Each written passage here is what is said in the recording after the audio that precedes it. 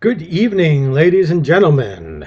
This is Bohicaville, Tuesday, October 29th, 2013. I am Paul, and let's talk a little bit about money. Yeah. Let's do Wall Street first. Pick this up off of a blog site called libertyblitzkrieg.com. And it's about how a piece of banking legislation was basically written by Citigroup, and a lot of the original language has made it into the final version that is moving through the House of Representatives right now. And the article says, 5 years after the Wall Street coup of 2008, it appears the U.S. House of Representatives is as bought and paid for as ever. We heard about the Citigroup-crafted legislation currently being pushed through Congress back in May when Mother Jones reported on it. Mother Jones is I believe it's a monthly magazine, or it might be weekly. No, I think it's monthly. But anyway, I have the link below to the Liberty Blitzkrieg post. And it also has the link to the original Mother Jones article in there. Okay. Speaking of money, let's talk a little bit about debt. Let's talk about the national debt first. All right, this from Infowars.com. Not to worry, the Keynesian liberal and New York Times op-ed scribe Paul Krugman has put it all in focus. Paul Krugman, of course, is also a Nobel laureate, having won the Nobel Prize in Economics a couple years ago for socialist economics, which doesn't work any more than crony capitalist economics, which is basically what we have right now. Anyway, it goes on, those silly Republicans in the House have it all wrong. The debt will not destroy us. In fact, debt is a good thing. It produces wealth. Okay. So anyway, the piece goes on to show a chart about how Krugman thinks that it will work, that increasing the debt will actually make us wealthier. Like if you got $100,000 in credit card debt and you take out another 50 grand in credit card debt,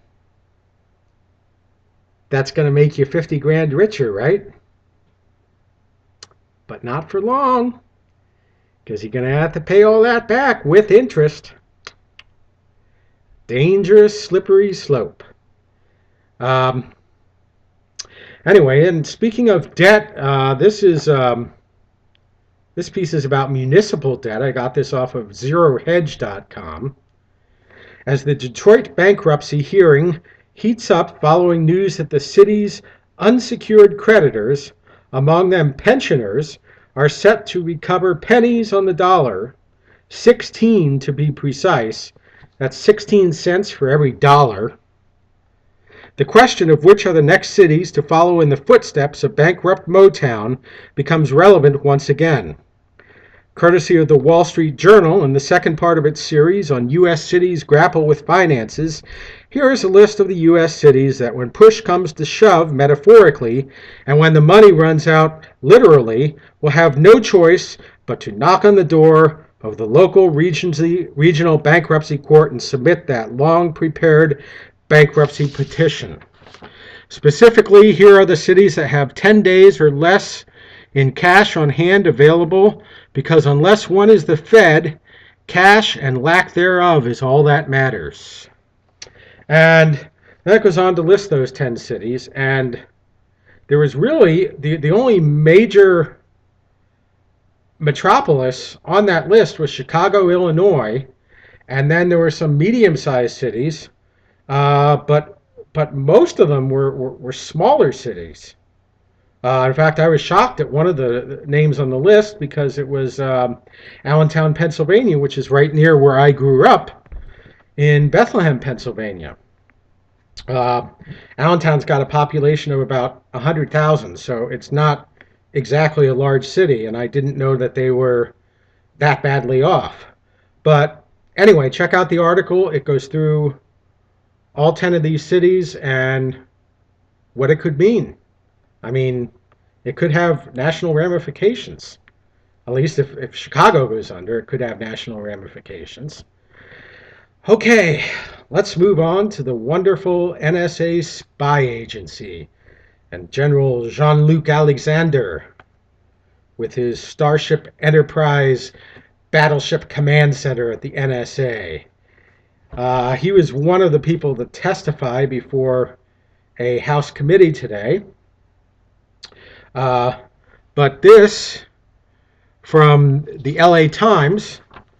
The White House and State Department signed off on surveillance targeting phone conversations of friendly foreign leaders, current and former U.S. intelligence officials said Monday, pushing back against assertions that President Obama and his aides were unaware of the high-level eavesdropping.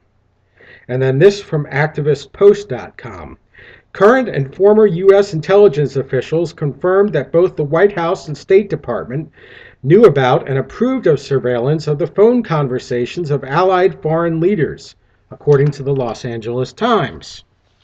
So the intelligence honchos are saying that the administration knew about all this, and the administration is saying, no, we didn't know. The president didn't know. So who should you believe here?